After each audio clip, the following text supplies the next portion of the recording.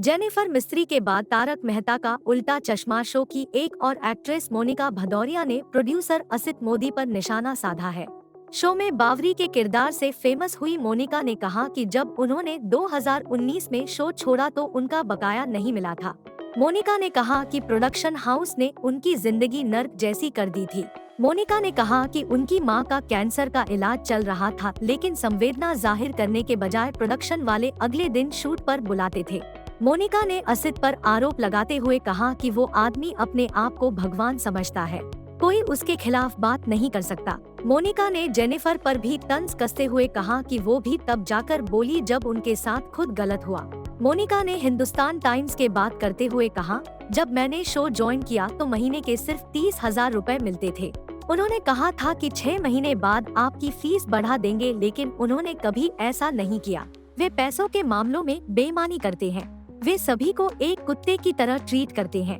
जब मैंने 2019 में शो छोड़ा तो मेरा तकरीबन 4 से 5 लाख रुपए तक का बकाया उन्होंने चुकता नहीं किया। उन्होंने हर एक्टर्स का पैसा रोक रखा है, चाहे वो राज अनादकट हो या गुरचरण सिंह।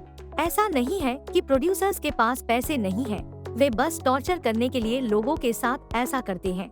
मोनिका ने अपनी बात रखते हुए आगे कहा, जो शो में काम कर रहे हैं, कि वे कभी प्रोडक्शन टीम के खिलाफ नहीं बोलेंगे। उनसे एक बॉन्ड साइन कराया जाता है जिसमें लिखा होता है कि आपको मीडिया में शो के मेकर्स के खिलाफ कुछ भी उल्टा सीधा नहीं बोलना है। जेनिफर जी ने भी उस वक्त कुछ नहीं बोला जब कई एक्टर्स शो छोड़कर गए थे। आज उनके साथ गलत हुआ तो वो बोली। सबको अपनी जॉब बचानी पड़ती है। मोनिका ने कहा, मेरी माँ के कैंसर का इलाज चल रहा था, मैं रात भर हॉस्पिटल में रहती थी। संवेदना दिखाने की बजाय वे मुझे सुबह शूट पर बुला लेते थे। अगर मैं कहती कि मेरी मेंटल हेल्थ ठीक नहीं है, बावजूद इसके मुझे शूट पर बुलाते थे।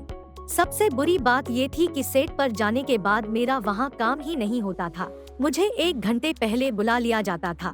मोनिका ने आगे कहा, माँ के निधन के बाद असित मोदी का फोन तक नहीं आया। मैं गहरे सदमे में थी। 7 दिन बाद मेरे पास फोन आया और मुझे सेट पर आने को कहा गया। मैंने उनसे कहा कि मेरी हालत ठीक नहीं है। उन्होंने कहा कि हम आपको पैसा दे रहे हैं, हम जब चाहे तब आपको यहाँ बुला सकते हैं और आपको आना ही होगा। अब आपकी मम्मी को कुछ हो या जो कोई भी बात हो, मेरे पास कोई ऑप्शन नहीं था। मैं रोज सेट पर जाती थी और रोती रहती थी। वे मेरा टॉर्चर करते थे, सेट पर गुंडागर्दी करते थे। असित कहता था कि वो भगवान है। असित की ये बात ताबूत में आखिरी कील साबित हुई। मैंने कहा कि मुझे ऐसी जगह अब काम ही नहीं करना। यहाँ काम करने से बेहतर है कि सुसाइड कर लो। यहाँ जिसे देखो वो बदतमीजी से बात कर रहा है। सोहेल रहमानी वहाँ सबसे बदतमीज इंसान है। If you like this video please like and subscribe our channel. Thanks for watching समाग्राम।